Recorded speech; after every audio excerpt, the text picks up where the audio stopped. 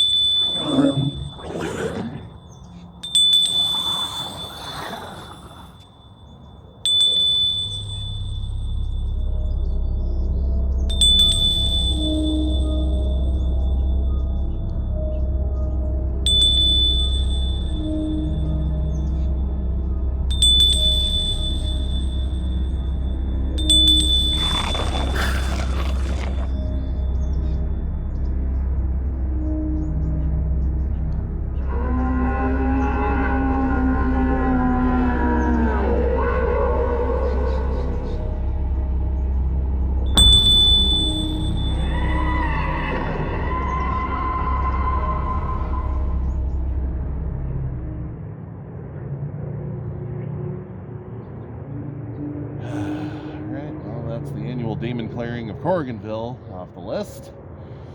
What else is there to do today? Oh, hello, Harry. Oh, wait, you're not Harry.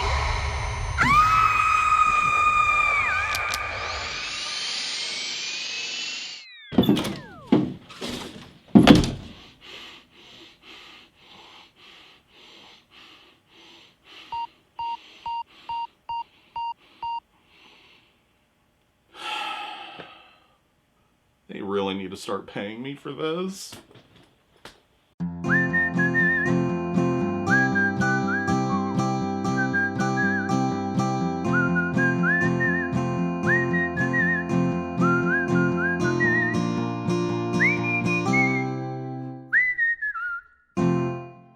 Harry Potter, the fictional Gen X wizard whose literary exploits captured the imagination of readers and artists the world over, including but not limited to this guy who invented these things, this guy who sang this thing, and this guy who penned the screenplay in which this thing got put into a microwave.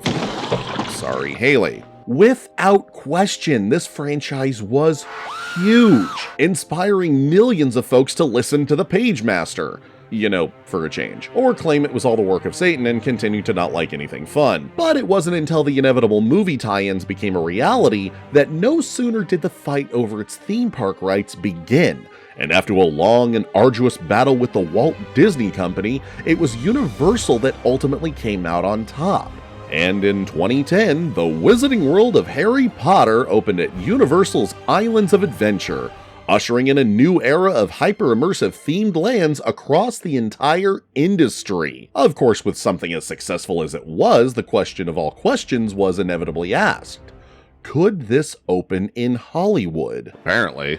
As limited space as this place has, they managed to squeeze in a near exact replica of what they got in Islands of Adventure in the upper lot portion of the park. They had to demolish the Curious George Play area and the world-renowned Gibson Amphitheater in order to do so, but more attractions in this little park could only be a net positive in the long run. But more importantly, this was the climax of the Evolution Plan, the event on which President Larry Kurzweil staked his reputation and career, and the person I unintentionally likened to a Dark Lord, so my sincerest apologies there. All the changes, all the new attractions and immersive environments were created because this was opening here. It was going to be the crown jewel, the reason people came to this park and break the all-time attendance record, set in July of 1997.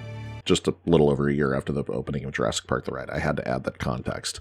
No more going to Disneyland for your magical needs when Universal Studios has Hogwarts. Only a complete psychopath wouldn't want that to happen within the park that started it all. I mean, if it gets my friends to say things like this. The Wizarding World of Harry Potter has been one of the biggest game changers in theme park history. This is the single greatest land in the history of theme parks. It's gotta be good, right? So, having never set foot on Universal Orlando's property, despite having been to Florida twice, once for a family vacation in 2012, and the other living at Disney's Polynesian Resort for a month, I had to wait until it opened here in 2016 to experience it for myself. Which means I'm the last of my friend group to give my snarky opinions on this, so... time to go back to school, kids. Before we get in too deep, we need to ask an important question. Just what is the Wizarding World of Harry Potter? According to Universal, it's Hogwarts, Hogsmeade, that's it. This certainly left the door open for creative to expand the parks with other recognizable areas from the series, and they would in the form of Diagon Alley in Universal Studios Florida proper in 2014. R.I.P. Jaws, which was in no way a ruse to get guests to spend more money on Hopper tickets, because as far as the average tourist is concerned, Universal Studios theme park, I thought it was just a video game.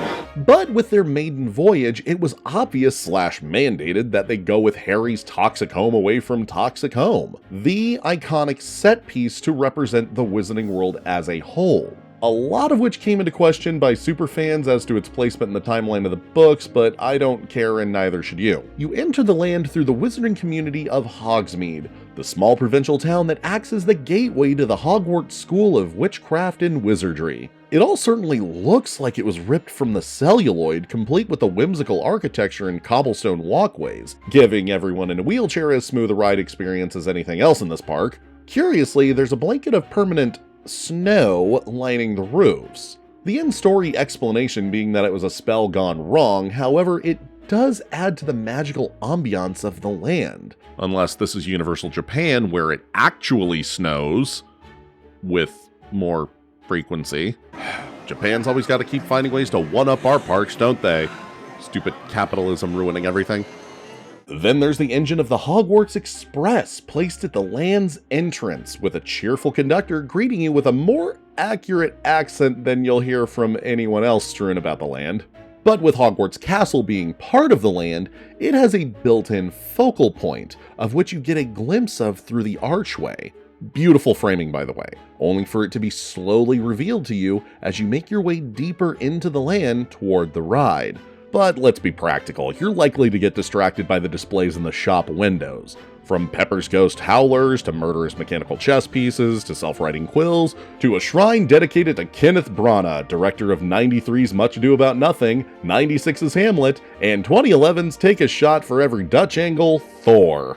Each gag once again faithfully recreated from the films, some of which do have a secondary purpose, but we'll talk about those when we discuss the... well, that's convenient.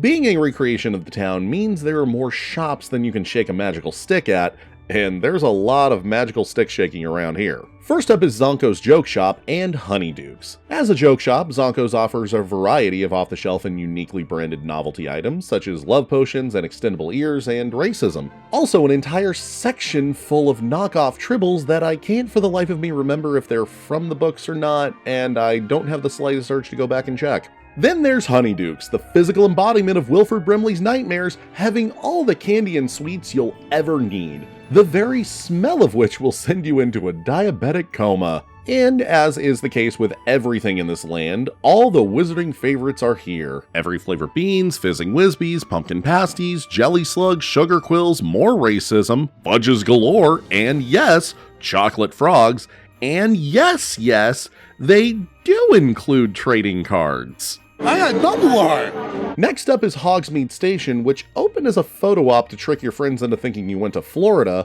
only to become the one-stop shop for Hogwarts Express merch. Gladrag's Wizardwear, Dervish and Banges, and Whizzerker's Wizarding Equipment has a near-endless complement of merch from Gryffindor, Slytherin, Ravenclaw, and the Worst House. along with their own specialty items. Gladrag supplies you with uniform staples as well as replica of Harry and Ron's jumpers, Hermione's Yule Ball dress, and hats. B&B's may as well be the Wizarding Dick's Sporting Goods with the amount of Quidditch wear and brooms, whereas Whizzikers has a slew of generic Hogwarts stuff and a Remember All and Monster Book of Monsters thrown in for taste. Then to round out the building is the Owl Post, as signified by the animatronic owls chilling in the rafters outside, complete with painted owl droppings on the ground in the seating area. You know, I've always wanted an audience with the Goblin King. And off to the restroom. It's a good thing I went ghostbusting earlier. And on the inside, you can find quills, postcards that you can actually mail from the park, and a whole Parliament Funkadelic of plush owls. Ollivanders is more of an attraction, so I'll save that for later, but speaking of, the gift shop associated with Forbidden Journey is Filch's Emporium of Confiscated Goods, filled to the brim with even more generic house merch, movie replicas like Death Eater masks, and Daddy Malfoy's cane. Want that cane. There are also plushies of various fantastic familiars such as Crookshanks, Norbert, Buckbeak, Nightmares, Frogs, and Hagrid. Gotta pay your respects somehow, I guess. And then the Marauders map in all conceivable forms, which... Am I the only one who thinks it's weird that it's printed on clothing?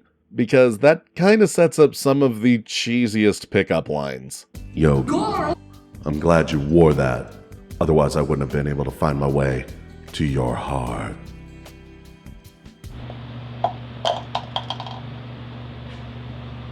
Of course, as with any gift shop worth their salt, it's just as fun to look around at the items, but more so the decor and displays all around, because the level of detail being showcased is astounding. Items and gags have been faithfully recreated, while other times it looked like the production design team just threw around a bunch of junk they found at the thrift store. And, again, painted literal crap on the ground. Although, some of that might just be actual bird poop. Look, we were closed for 13 months. What do you want? I don't have a clever transition to the next segment. It is on restaurants, though, so let's just go to that. Yeah, see, there's the title. Okay, bye.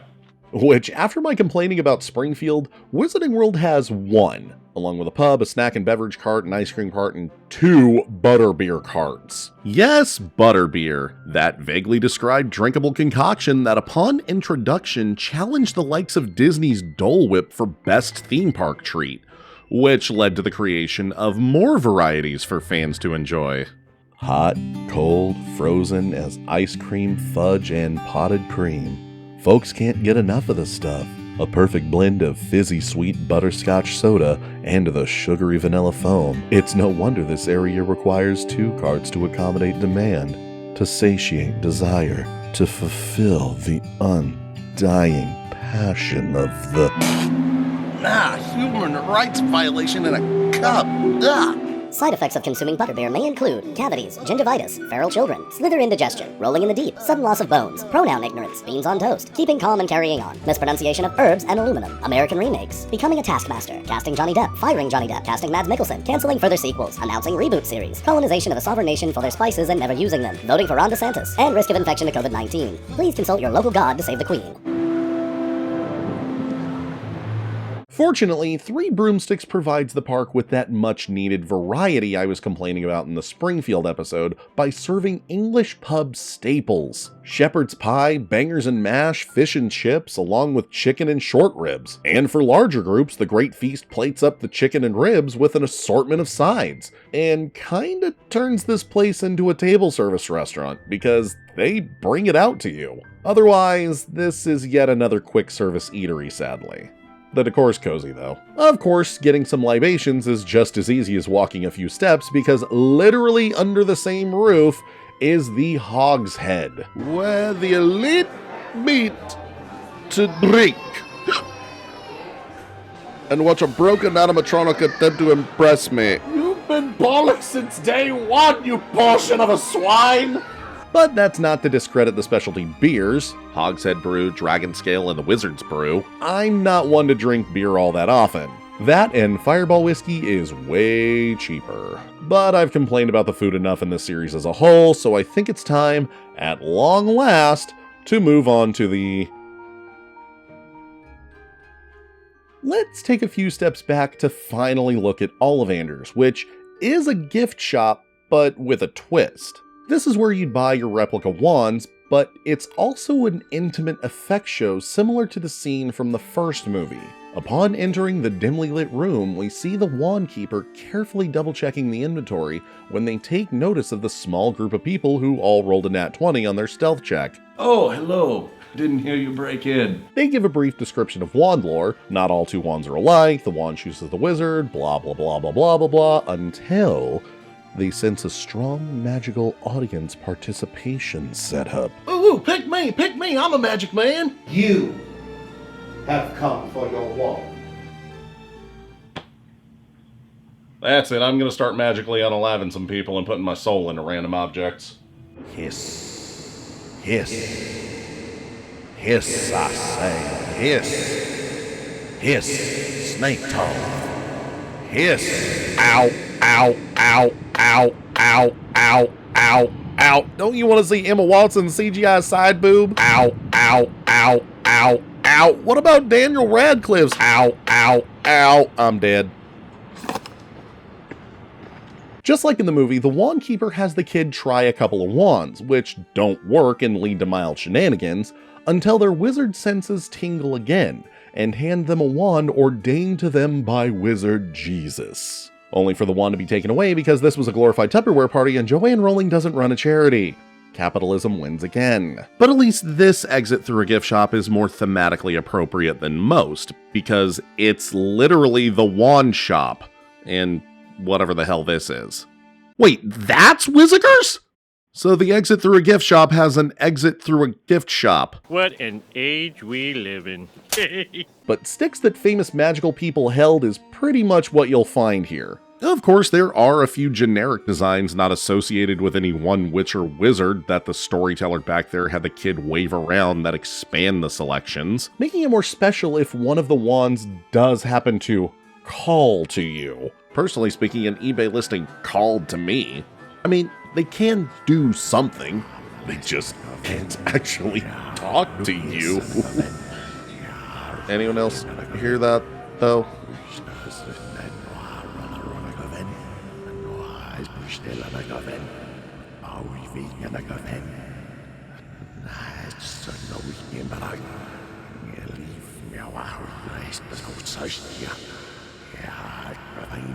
Yes. Yes. I understand now. This wand chose me against all others. For one thing.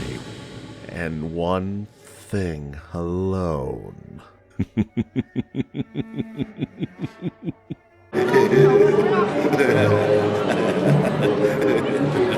have a stick. So, you have your normal replica wands, sure. But on top of that are a special series of wands that interact with a few of the displays around Hogsmeade. Only a few reveal some legitimate Easter eggs, but mostly their purpose is to cause minor amounts of mischief. I'm an arsonist.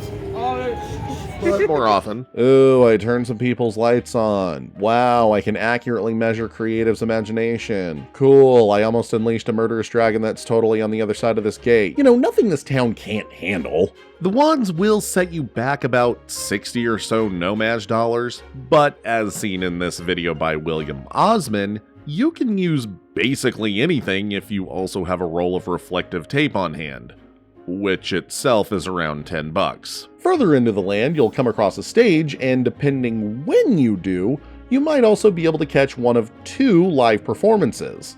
The first is the Tri-Wizard Rally, because in the mishmashed alternate timeline Wizarding World happens to be in, Hogwarts is playing host to the Tri-Wizard Tournament. The show is nothing more than a ballet and stunt demonstration, concluding with baton and ribbon choreography from students of the two guest schools, Durmstrang and Beauxbaton. Ah yes, the two genders. Wait, what does that make Hogwarts then?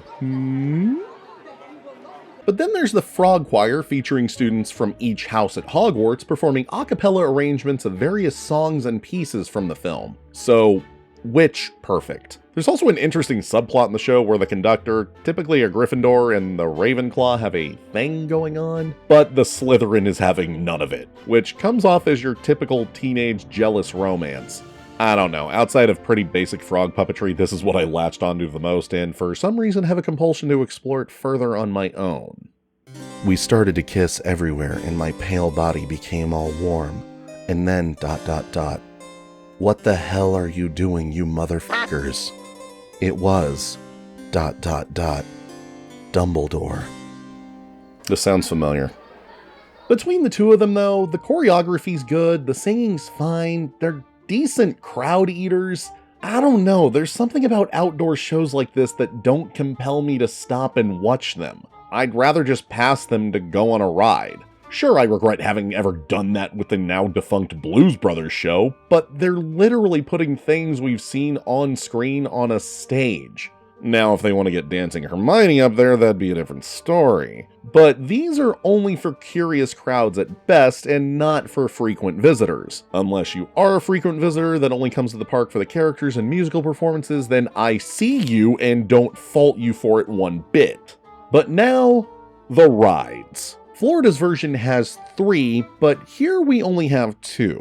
Starting with Flight of the Hippogriff. Inspired by Hagrid's first lesson as Professor of Care of Magical Creatures, Hippogriff began its life at Islands of Adventure as the Flying Unicorn Kiddie Coaster, before half of Lost Continent was transformed into Wizarding World, of course. It only made sense to bring it over to the West Coast version, not only making it Universal Hollywood's second coaster overall, but their first outdoor roller coaster. The queue wraps around the outside of Hagrid's hut on the edge of the forbidden backstage of Waterworld, as the newly appointed professor gives us the safety instructions for riding in the awaiting, needlessly cumbersome Wickergriffs over wizard loudspeakers. Once on board and locked in like victims in a Saw movie, we dispatch from the load area and approach the lift hill, where resting in a nest at the bottom lies a pretty impressive Buckbeak animatronic. I don't remember there being anything about robot creatures in this book. I'll just get the audiobook. And this is where I would put a, Audible ad, but I don't get sponsors, so. Once we are forced to appreciate magical creatures, we reach the top of the lift where, I don't care what anyone says, we get a decent view of the San Fernando Valley. Looking to the left, however, we do get a pretty awkward look at an American flag waving on a flagpole from this distinctly British land, but then your 30-second flight begins as you roll and coast. And outside of some surprising G's in the second half, it's a pretty bog-standard family coaster. Not all too different from Chippendale's Gadget Coaster in a lot of respects. As I once overheard a fellow team member say, it garners a lot of unearned screams. But the thing that beckoned you in, the thing that I've been saving for last like basically everyone else who's talked about this area, Hogwarts Castle, and the attraction within, Harry Potter and the Forbidden Journey. The castle is a breathtaking feat of architectural prowess, rivaling Cinderella or even Sleeping Beauty Castle. And the ride answers that age-old question plaguing theme park fans for decades. What if X2 made love with an Omnimover? The result is an attraction that follows Universal's tradition of building big, exciting IP-based rides with such high attention to detail you feel as if you are in the movie. Dave said he likes it more than Indiana Jones at Disneyland. Tony said that through the intensity of a roller coaster and the smooth efficiency of the Haunted Mansion, it truly feels like magic. So, what else can I say? Well, I can riff the ever-loving crap out of it. We enter the castle through the dungeons and see a creepy-looking statue directing our eyes to the legendary magical object which shows your deepest desires, the Mirror of Erised. Ooh. Wait, I finished the top 25. Stupid mirror. I did finish the top 25, right? Huh?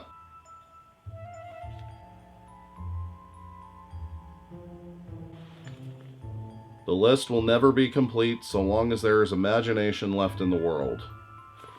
That figures. Wait, what are you doing with those video games? Oh, this is your new hell.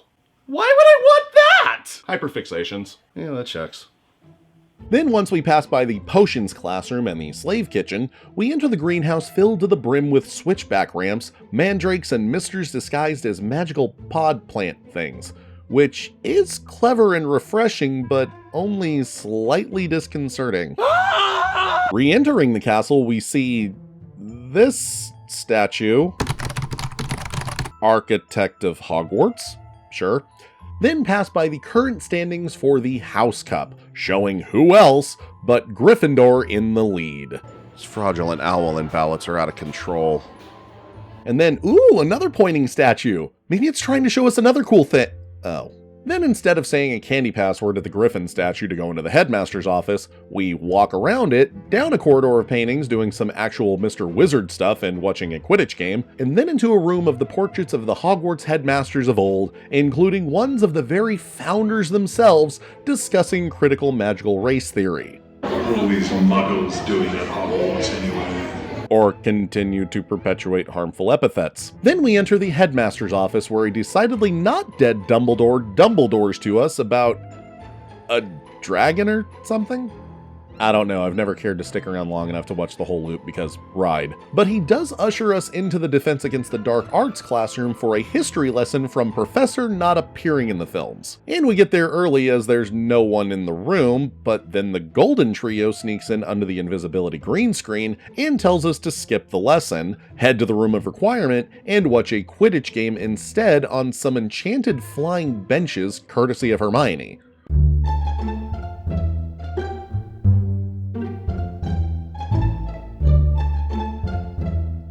But Mr. Ghost Host never shows, and yeah, we've been kind of waiting in this line for over an hour, so we make our way to the Gryffindor common room, where the sizelessly named painting of a very lovely lady just lets us in without a password, and some more portraits give us the safety instructions. You know, for a place that won't allow anyone to teleport onto the grounds, they're pretty okay with just letting normal non-magic folk roam around wherever they please. I swear, Hogwarts has worse security than a smart fridge. Anyway, heading down another hall, oh my god, they killed Oogie Boogie!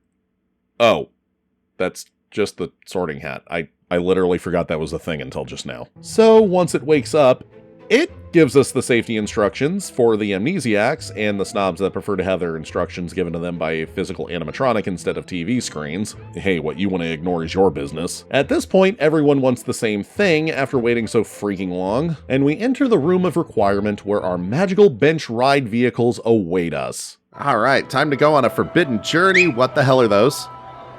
Yeah, because ours was built after Osaka's, we got the 3D conversion when it opened in 2016, making it the 5th attraction in the park to use 3D glasses. It doesn't anymore, but it's certainly something to keep in mind as we get through this. But moment of truth, we're latched in, scroll to the end of the room as we hear... Alright, say observatory.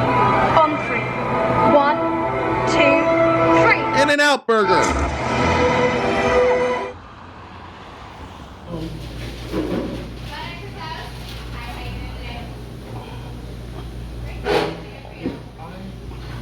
I need to get back in line, don't I?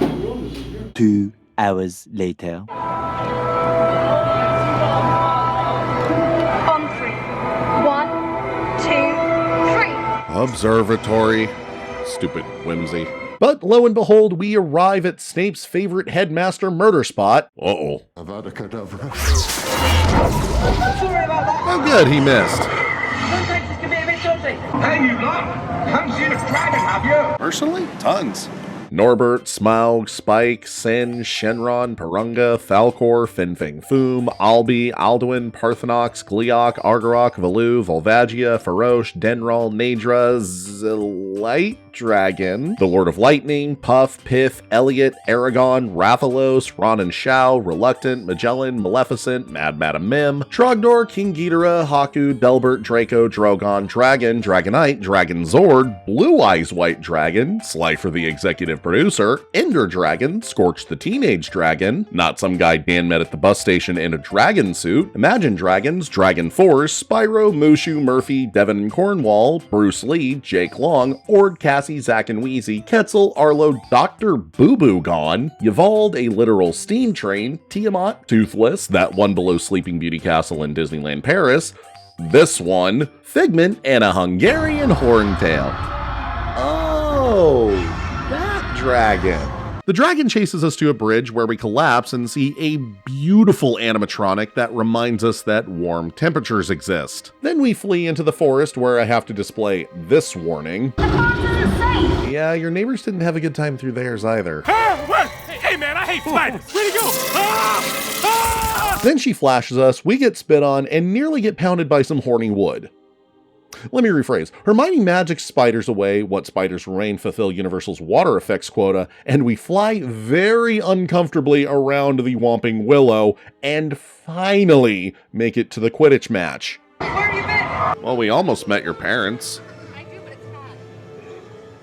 This joke has been brought to you by Dark Humor. It's tragically hilarious.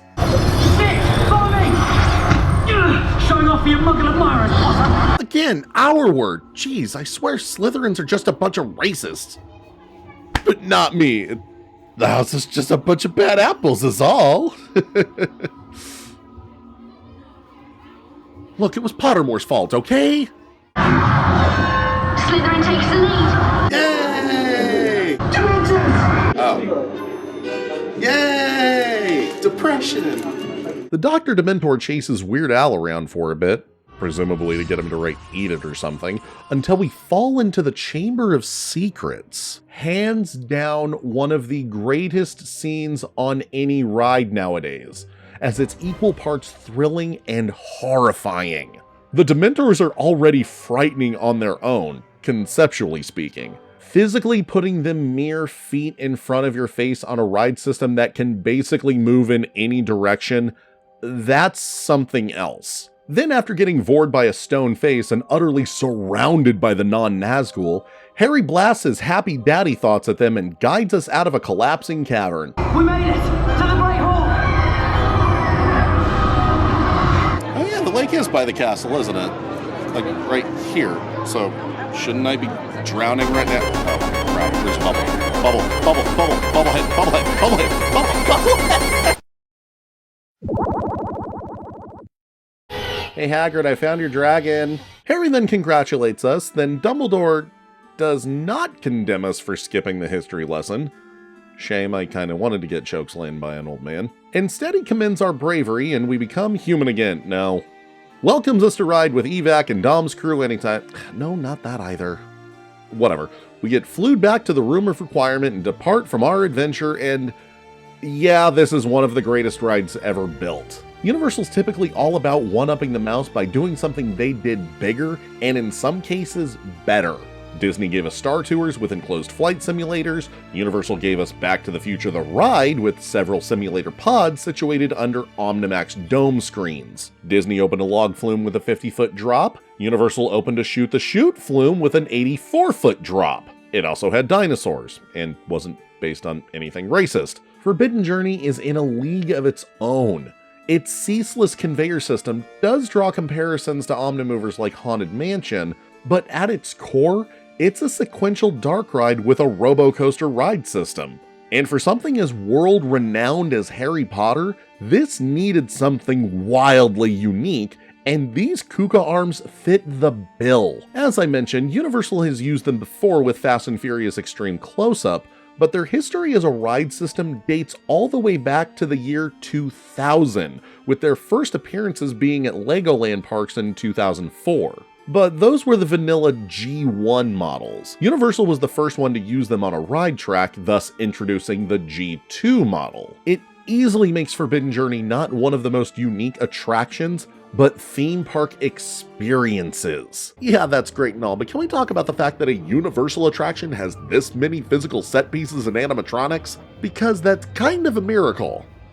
Universal Hollywood has been the butt of many a joke over the last 20 years by opening variations on a singular ride type. The simulator! The 3D simulator! The other 3D simulator! The ride with a bunch of 3D simulators! The upcoming ride with a bunch of regular simulators! And the studio tour that includes a 3D simulator! Soon to be 2 3D simulators! I mean, not wrong. Call Transformers a dark ride all you want, it's still inundated with screens, but that would be a disservice to the handful of physical set pieces that exist to bridge the spaces between screens. Still, there are no animatronics to be found, even though there can be at least one really awesome one. Then here comes FJ with its Hungarian Horntail, the Hungarian Horntail's wing, the Whomping Willow, and actually I'm not too keen on calling the spiders and Dementors animatronics since they have no internal armatures, but they still look pretty, as do these sets. Good gods! The observatory, the forest, the freaking Chamber of Secrets! This is where Ron and Hermione kissed and where Harry saved Jenny. This is where lovers go to almost die. Fox and the snake had a complicated relationship. Deeper, harder, the basilisk said, after the red-feathered Adonis pecked him to his pupil. Yeah, this ain't going on AO3. Other than that, the facade's amazing, the acting's pretty good. Alright, let's talk about the 3D. So, because of James Cameron's sci-fi epic Dances with Smurfs, the long-dormant 50s fad of 3D came back to cinemas with a vengeance in the 2010s, which not only needlessly ballooned ticket prices to premium rates, because this was something you could only experience in theaters, until it wasn't, but theme parks, particularly Universal Hollywood, caught on quickly. Kong 360, Transformers, Minion Mayhem, and Supercharged all opened within 5 years. So by the time Potter, and by extension FJ, came along, which, as a reminder, was the 5th 3D attraction in the park, the fad was old and stupid again. But by that time, movie theaters had started incorporating a lot of theme park effects, and the circle doth complete! William Castle would be so proud. Now, I'm one of those freaks of nature that can stomach 3D and motion simulators. Not to say some aren't more intense than others, but the 3D on FJ was implemented quite well, and I get it. Increased motion sickness, the fact that wearing 3D glasses on a dark ride makes things more dark. But the unintentional benefit that came with the glasses was that they blocked peripheral vision, so you couldn't see the vehicle ahead of you doing what you were about to do, or the one behind you doing what you already did. Your attention was locked onto the action in front of you. Almost like that's what the designers want you to do. Oh my god, you have to pay attention to art. But since they took it away, yeah, you can see everything now, sure, but now you can see everything. And this shot of the Snitch in 3D looked great. Like, you could almost reach out and grab it. Now, it looks gigantic. It's wicked fast and damn near impossible to see. Liar! And outside of a few minor variations between the coasts, this one's basically no different than Florida's. Still, FJ's got one big problem, and unfortunately has led to some folks being humiliated. Now, I'm not the first one to point this out, nor will I be the last, but this ride does have a significantly strict size requirement. One that even I, a 6'1", 270 he-him cis male, have barely been able to squeeze on most times. Sure, it's likely the design of the arm that influenced the dimensions of the bench itself, and if folks aren't properly restrained, it will trigger the E-stop or lead to serious injuries. But you mean to tell me that in the third iteration of this ride, the vehicles couldn't be tweaked even a little to accommodate guests around my size or larger? And yeah, a certain blueprint had to be followed, and even in a land as expensive looking as this, costs had to be cut. But even in Florida, this ride had its share of bad press, saying that those who can't fit have to take a walk of shame. And it ain't just the male presenting folk either. They wouldn't let you on, your boobs were too big? Can we see? And I've been there. My friends have been there. It sucks to make it all the way to the ride, possibly after waiting in a god-awful long line, only to be told no. all because of some lacking exercise or eating habits, or even something out of your immediate control, like a mental issue or genetics or disordered eating or something else entirely. God forbid you'd want to have any fun. It's absolutely mortifying. And then there are the ride ops who get paid way too little to bear the brunt of a guest screaming in their face, all because they're just doing their job. Every ride ever built has a set list of warnings and restrictions mandated by the state and the manufacturer, which must be followed to ensure a rider's safety.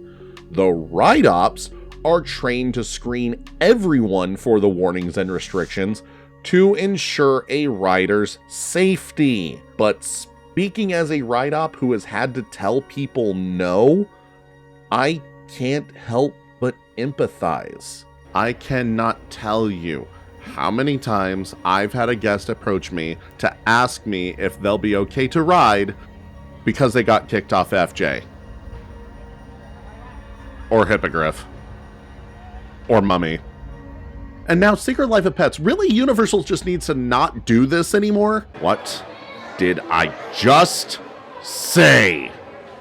Sure, there are some ride types that can't accommodate everybody, no matter how you build them, but Universal seems to be drawn to that type about 60% of the time. Really?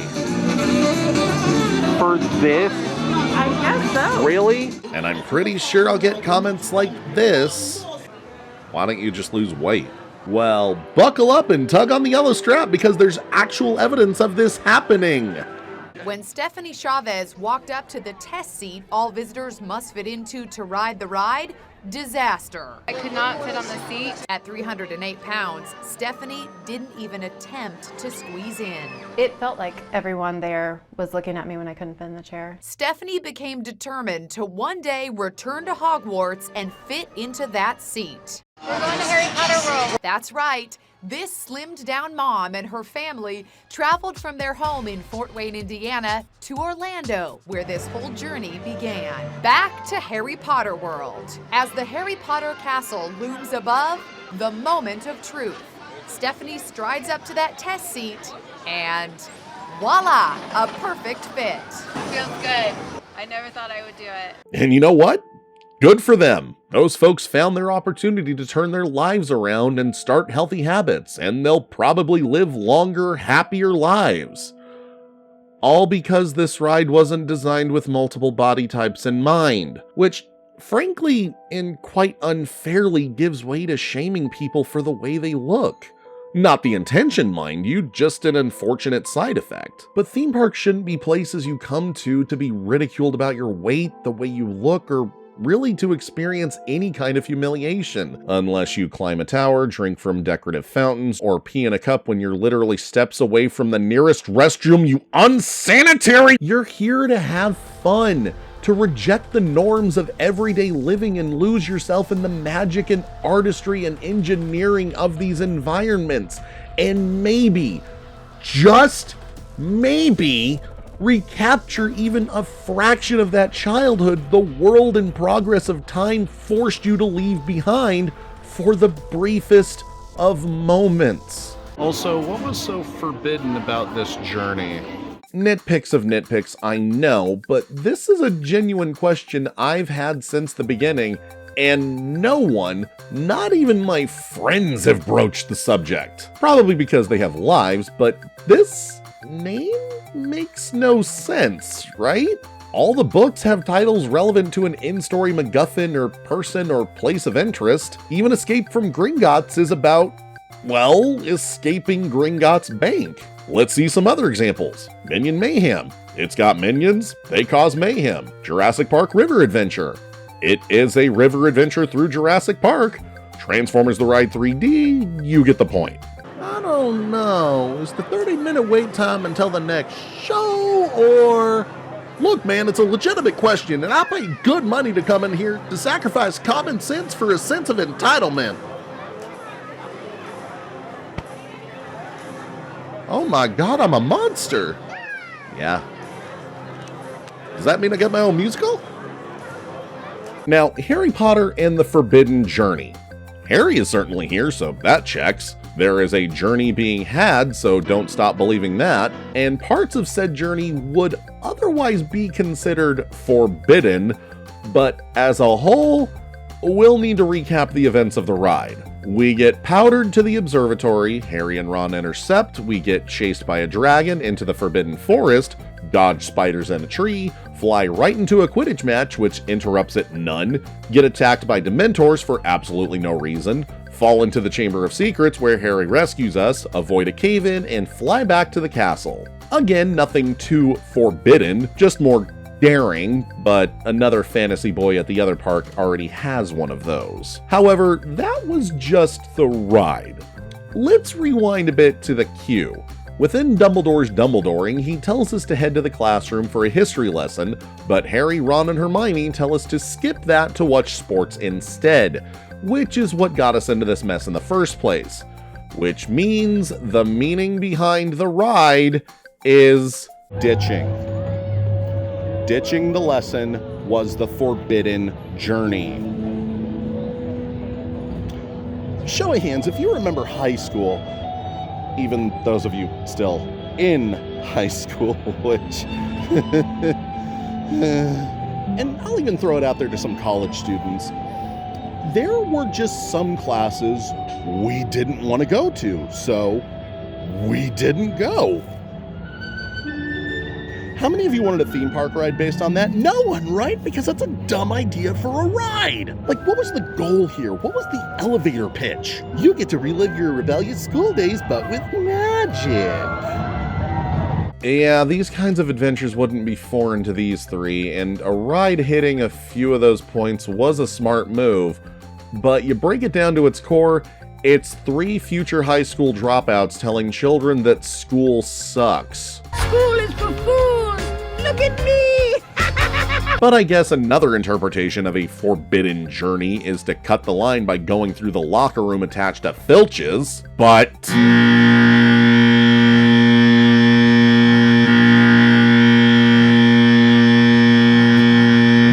And that was the Wizarding World of Harry Potter at Universal Hollywood. It's overrated. Now, this has absolutely nothing to do with Joanne or her utter refusal to get off the endless helter-skelter of anti-trans rhetoric, and make no mistake, me wearing these robes and discussing this, even on a surface level, does not equal endorsement. This also has nothing to do with my employment with the company, nor with me being an uber enthusiast over another detail and artistic-oriented theme park creative entity, which... Really? I mean, if you've been paying any attention, you know my favorite park is Corriganville. Look, it's got everything a theme park fan wants! No lines! Except that line of ants right there. Are those fire ants? Yes. Then why, after heaping so much praise upon it, listing all its achievements and accolades, knowing how much of a paradigm shift it was for the whole industry, do I call it overrated? Here. It's overrated here. Florida, that's not even a question. It absolutely works there. That place is basically a fertile basin for all new theme park endeavors, for one thing. Also, Universal kind of needed a fantasy IP to have anything resembling a chance at competing with Disney. Not that Lost Continent wasn't cutting it, it's just a generic myths and legends land couldn't hold a candle to Harry freaking Potter. Besides, Islands of Adventure with Jurassic Park, Marvel, Dr. Seuss, and whatever grab bag of properties that exist in Toon Lagoon was kinda built with lands in mind.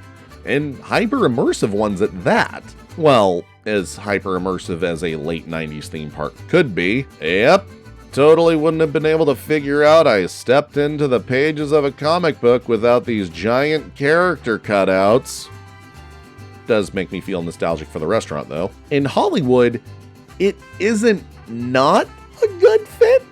It's just after all the changes, enhancements, and additions made around the park for its arrival, there were some inconsistencies across the board. Then here Potter comes with its impeccable theming, streamlined design principles and philosophies, and anal retentive attention to detail. Like, whoa, buddy, you're making the rest of USH look bad. If anything, it kind of pisses me off that Creative has had this in them the whole time while they were giving us the equivalent of table scraps, especially after Terminator opened. Like, you mean to tell me the company that made this built this?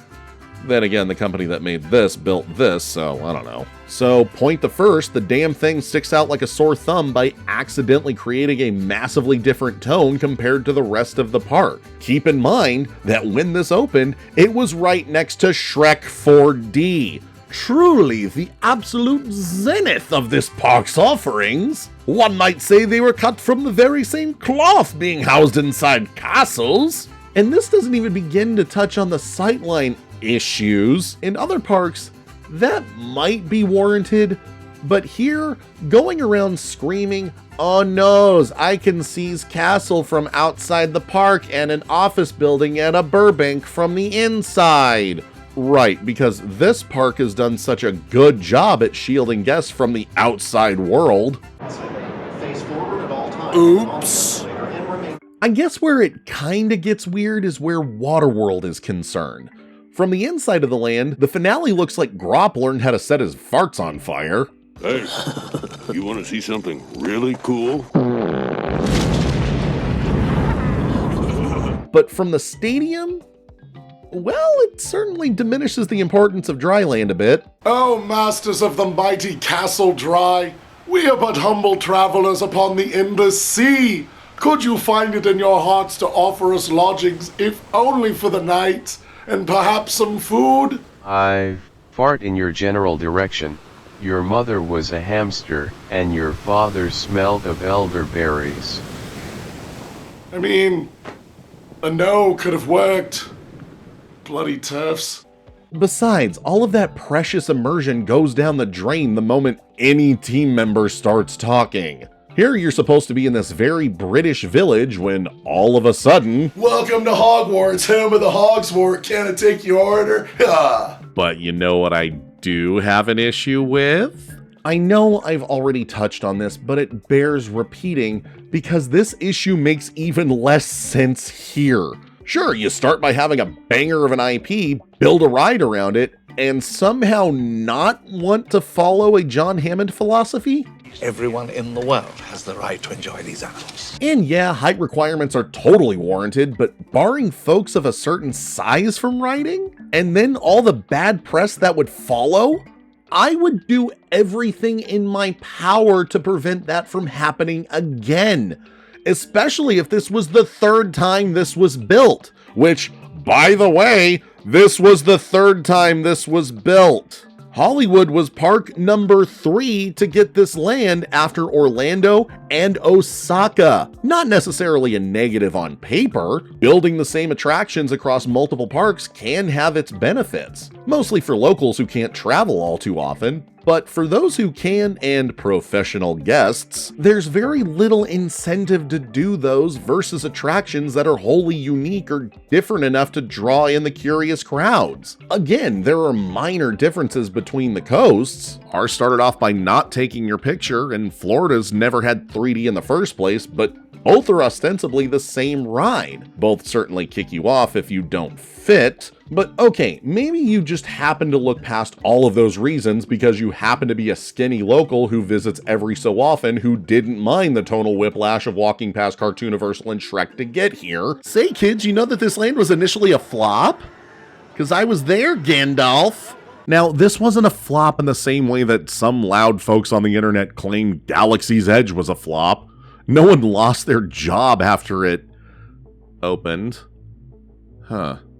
Well, now wait a minute! Still, attendance was less than favorable for its all-important opening weekend, and there were several tiny factors that all happened to converge in the right way to make this happen. On the morning of December 6, 2011, press, park executives, and a few celebrities gathered in front of the Globe Theater to announce that Wizarding World would be coming to Hollywood. A fairly logical move as it did gangbusters in Florida. Still, doing so a few days shy of 18 months after it opened in Florida must have meant they were fairly confident it would do the same business here. And while locals were excited to not have to go to Florida, present company included, it did leave them wondering where it would go. It was heavily speculated to be going where Terminator sat, as that was slated to close at the end of 2012. But the answer came once demolition had begun on the Gibson Amphitheater. A bittersweet closure, as it had originally opened to showcase the original Western stunt show, and later as a concert venue where Oingo Boingo held their farewell concert in 1995, and where my fellow Angelinos who tune into a certain alt-rock station would gather every winter for almost acoustic Christmas. But that meant more room for the park again anyway. Construction would continue well over the next few years at an alarming pace, and was completed by the end of 2015, where the official opening date of April 7th was revealed. Toward the end of its completion, several changes were implemented among the annual passes. The lower tier passes were scheduled to expire conveniently a month prior to Potter's opening. Free parking, a staple perk for premium pass holders, was nixed entirely. But chief among these changes was the discontinuation of the buy a day, get a year free annual pass promotion that I and so many other locals had taken advantage of for many years. The brand new ET parking garage had finally been completed, as well as a pedestrian bridge over Lancashire Boulevard connecting the metro station to the shuttle stop at the bottom of the hill. And in the park, around 20 kiosks were installed to distribute timed entry tickets, a measure implemented to prevent overcrowding within the land. Meanwhile, due to their monstrously intense ad campaign, they made sure everyone knew of the Wizard's arrival. We wish, we hope, we dream. Then we come to realize wonder can be real after all. Maxima.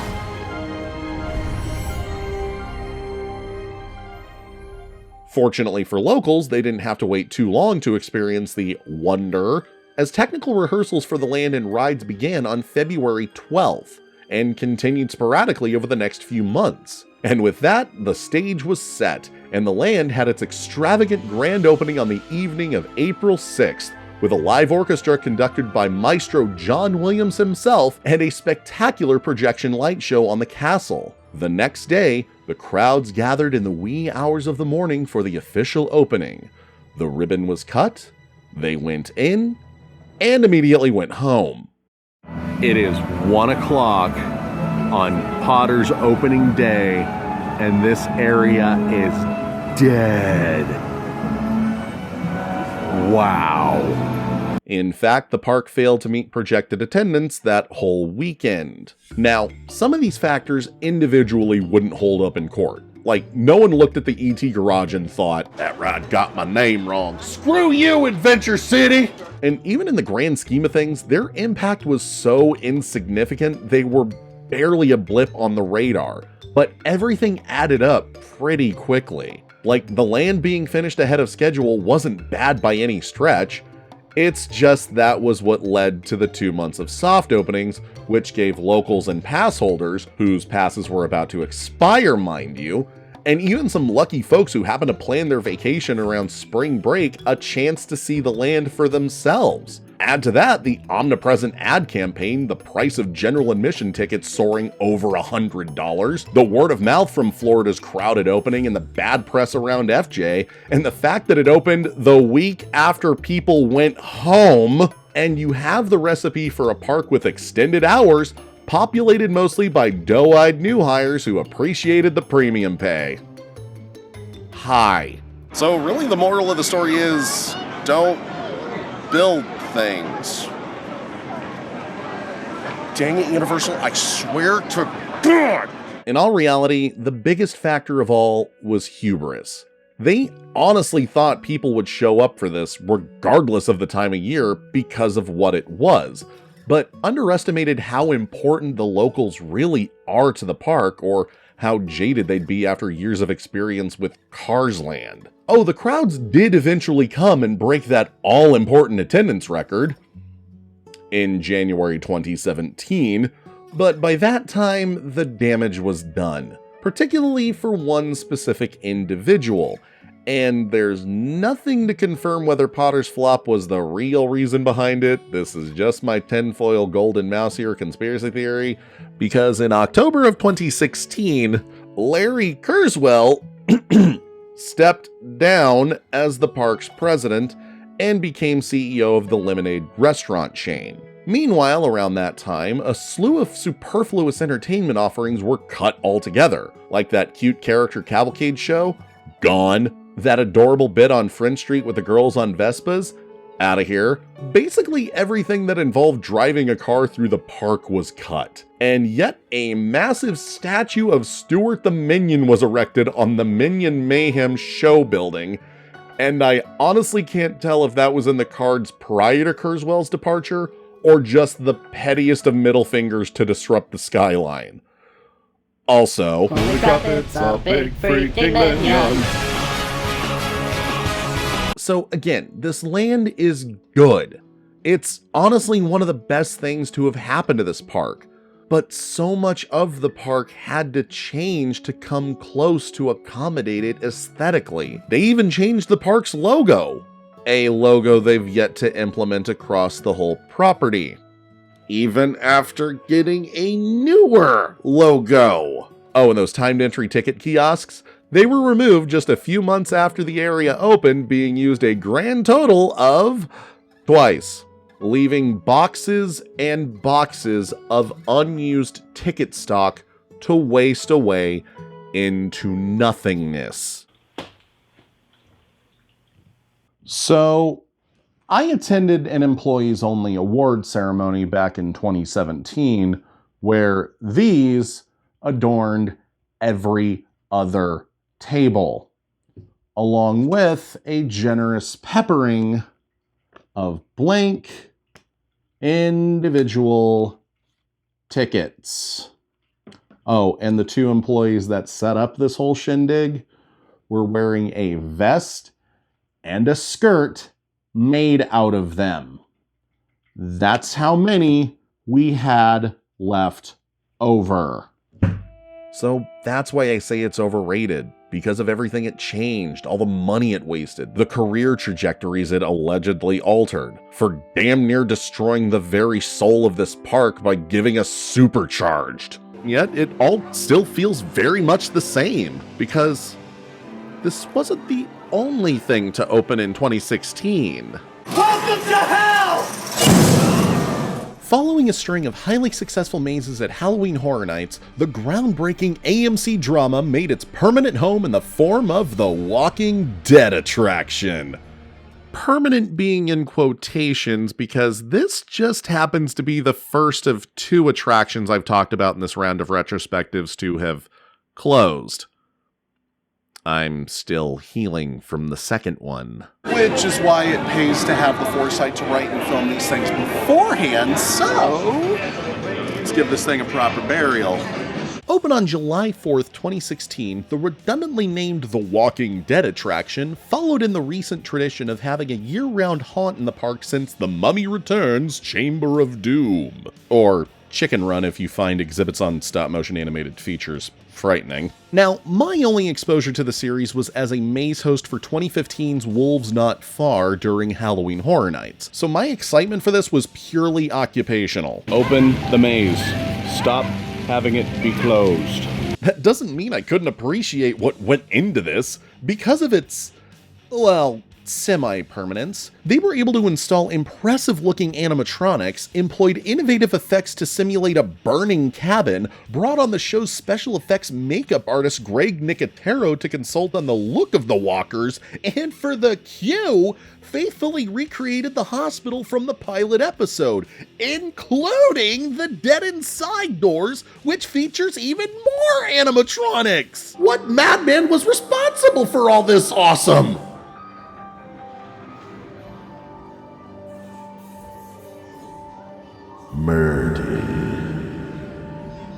Okay, there's a chance you don't know who I'm talking about, so story time! John Murdy has been the creative director of Halloween Horror Nights here in Hollywood since 2006, but his career at the park and achievements began much earlier than that. Starting off as a tour guide, he eventually made his way up to creative, where he was the concept designer and story developer for Sesame Street 3D at Universal Japan, updated the horror makeup show, and was part of the initial creative development team for Men in Black Alien Attack at Universal Florida, and in Hollywood, spearheaded the changes for the new studio tour in 2000, and was the creative director for the special effects stages and Revenge of the Mummy. I would like to formally apologize for all the negative criticisms I have given this ride over the years. Still miss CT though. After that, he moved on to be a creative director in entertainment, where on top of opening the NBC Universal experience as well as the House of Horrors, oversees the whole of HHN. He's like Tony Baxter filtered through Willy Wonka, and his work on the Walking Dead attraction more than shined through. But was it any good? No, it was not. It was way too short and there were barely any scares. Granted, the first time I went through was during HHN, where mazes are more plentiful, have more actors, and are kind of the focus all around, so my experience was a little skewed.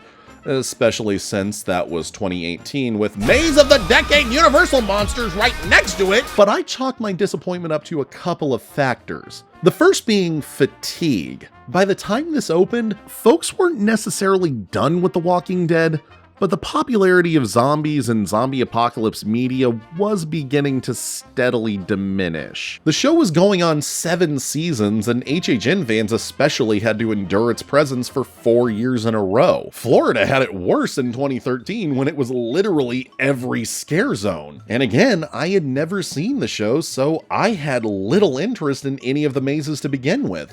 But God, this again was a reaction that became all too familiar for me. But apparently Florida was sick of it after the first year, but that's fine. They get real facades. Sure, the intrigue for the year-round attraction was there at first, but waned heavily as the years went on. And it's that intrigue that was the second factor of my disappointment. My expectations were too high. Heck, everyone's was too high. Because what everyone was expecting, myself included, was another House of Horrors. At least something on the same level as House of Horrors. And what we got wasn't even half of that, in scares or physical size. Yet, despite all that, I gave it a pass. It may have been light on the scares, but there was a decent sense of escalation, and the length was out of necessity. Had Universal opted for a smaller or even non-existent Starbucks, this could have been the perfect torchbearer after House of Horrors.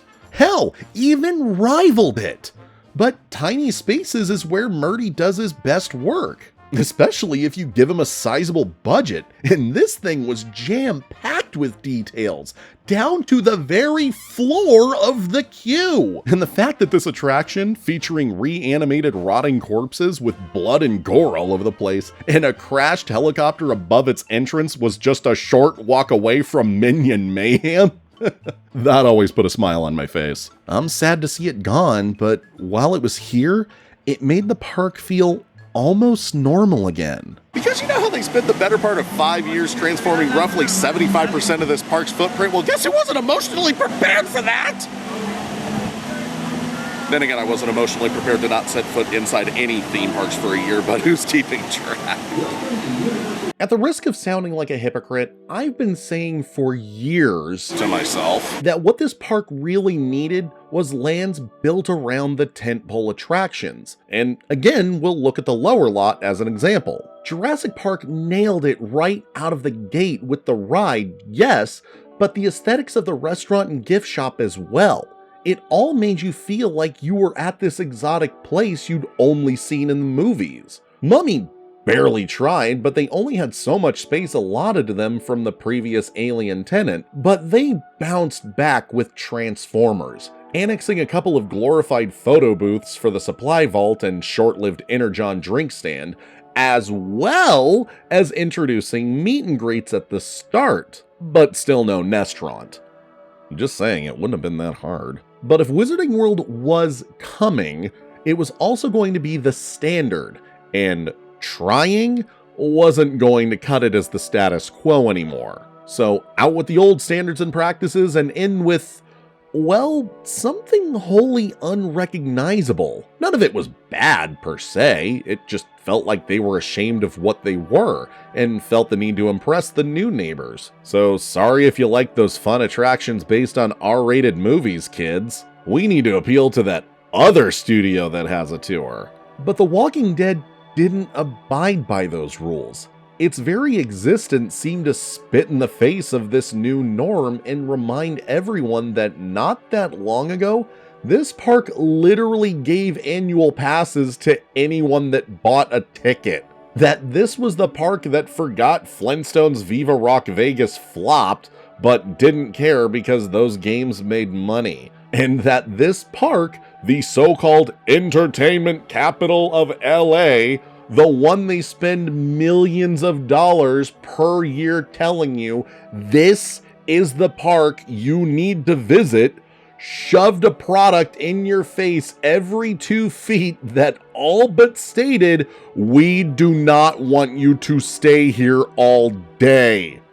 Gussy it up all you want, this park cannot get away from its garish, kitschy past. Despite the pretty castle, the cartoon towns, and super silly funlands, they still couldn't help themselves from erecting a giant minion. Or to put it another way, does it almost feel like nothing changed at all if you close your eyes? Does it almost feel like you've been here before?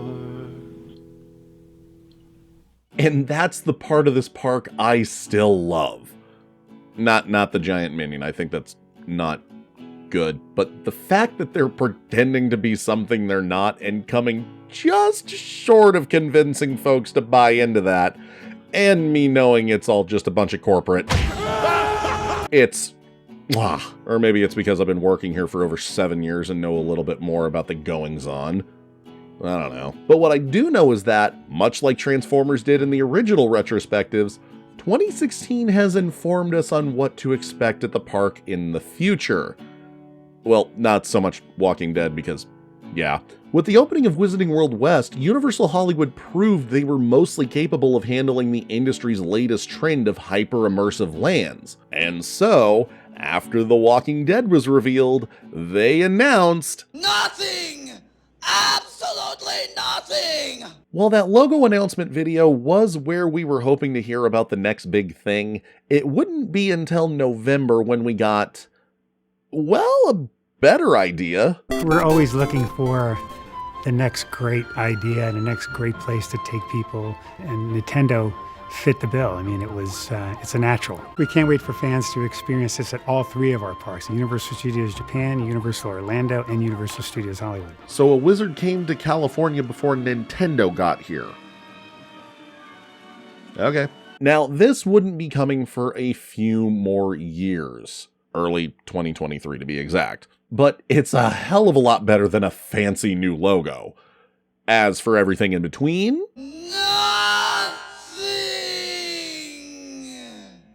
and this is where it all goes back to that fateful opening weekend of Wizarding World.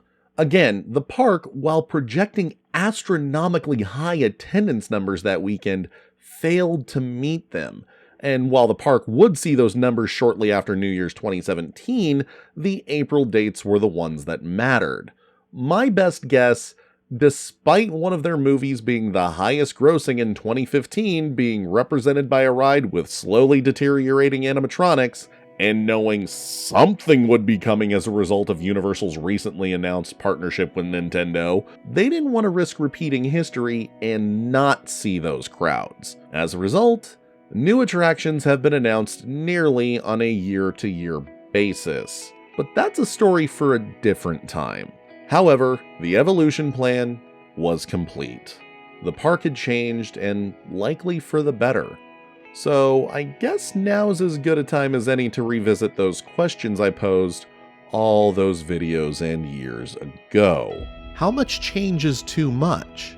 I mean, here they'd have to completely demolish every soundstage on the lot in order to expand the park before I'd call it too much. Otherwise, they have a long way to go. Is it possible for a theme park to make significant improvements without sacrificing why they even exist in the first place?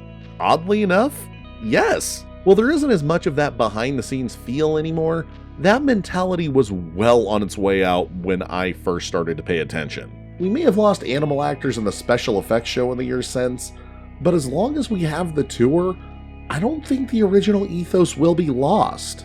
And why in a video about Universal Studios Hollywood am I talking about DCA? Oh right, DCA. As for the company's continued involvement with the Harry Potter franchise, and thus its author, that's up to them whether they want to reevaluate their partnership. But since they're building a whole new park in Florida with its own unique Wizarding World, they've all but said, "This is our turn." The theme park fan in me will remain ever curious how creative brings that world to life. However, as a supporter of trans folks and their rights, I've lost all interest in monetarily supporting the brand firsthand. Still, Universal Studios Hollywood is a park very near and dear to my heart. And again, it'll take a lot of changes to even come close to ruining this place for me. However, time marches on, new ideas come around, and eventually what's new and exciting will become, well, you know. But unlike most of the internet, I am open to any they happen to throw my way. I mean, there has to be a reason they installed a 4th lane of escalators on the Starway. Nintendo for sure, but maybe we're getting a Nestront, or some major overhaul to Mummy is coming. Heck, those dinosaur animatronics should finally be getting the TLC they deserve. I mean, who knows, right? I'm not afraid.